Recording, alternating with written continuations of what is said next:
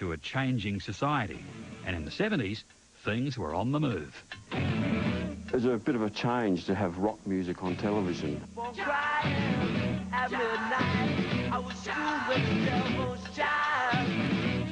This was the era of big hair, tight pants, and a huge sound.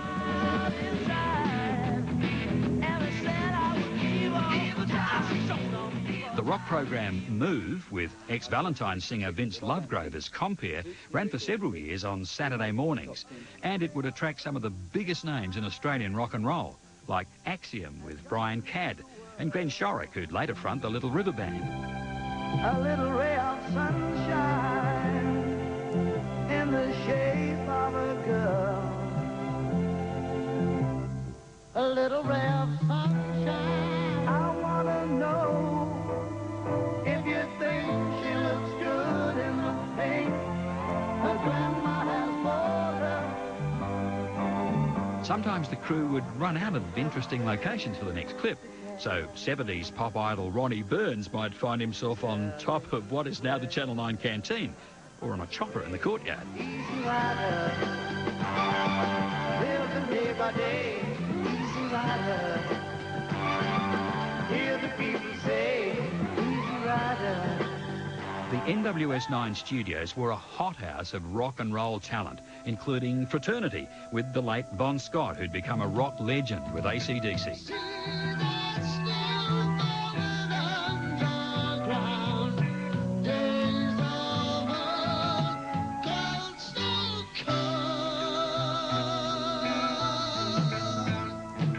But with the excesses of rock came some interesting run-ins with the station manager. Came to me afterwards and said, "What's that funny smell? Go through this props bay. Is there something on fire? Is something burning?" And yeah, it was just one of those funny things that they used to smoke back in the 70s.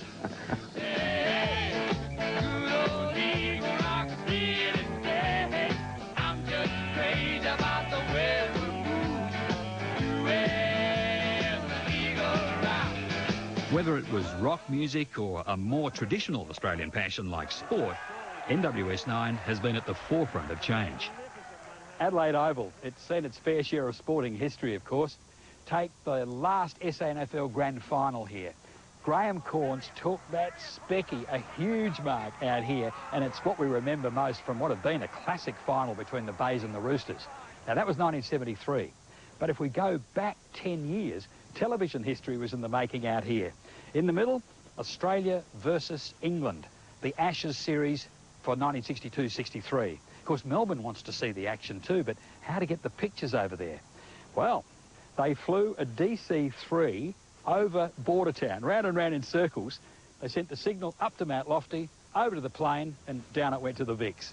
It was history in the making. It wasn't a satellite in the sense that we now know satellites, but it was a satellite of a sort, the first here. And 9 was first on air with a local sports show with Mike Peterson. Over the years, the shows and the winter football coverage especially developed their own unique styles with their own unique characters. Sturt side go forward to the half-forward. Hit his own man. It was Colby. He'll feel that one, and it's kicked away by Marriott towards the boundary, and our Channel 9 telecasting point.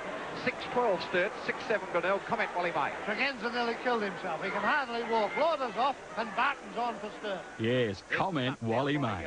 He liked his footy tough and hard, and it came across in his commentary and his appearances on the Sunday Footy Show.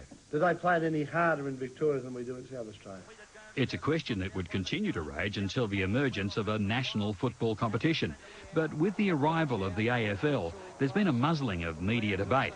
Just imagine the fine Mal Brown would have copped for this verbal shirt front on our very own KG. So you're saying umpires cheat? I believe, yes, some umpires do cheat. You're joking. I am not joking. You can sit there and say that umpires cheat. Listen, the umpires get together. It was often controversial and sometimes truly prophetic.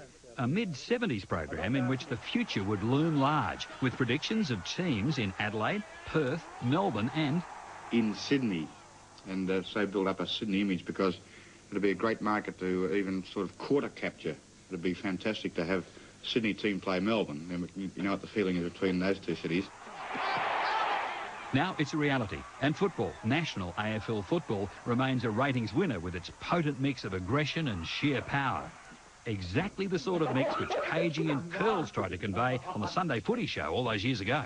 Curl, you've been branded the Iron Man of footy.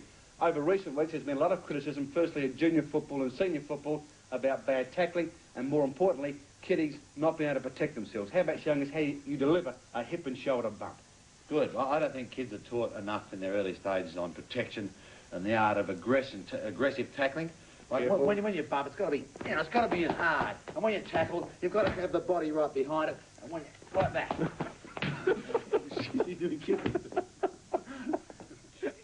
Yeah, plenty to laugh and cry about over a long, long journey which has seen a host of changes in television technology and also the society that television seeks to reflect.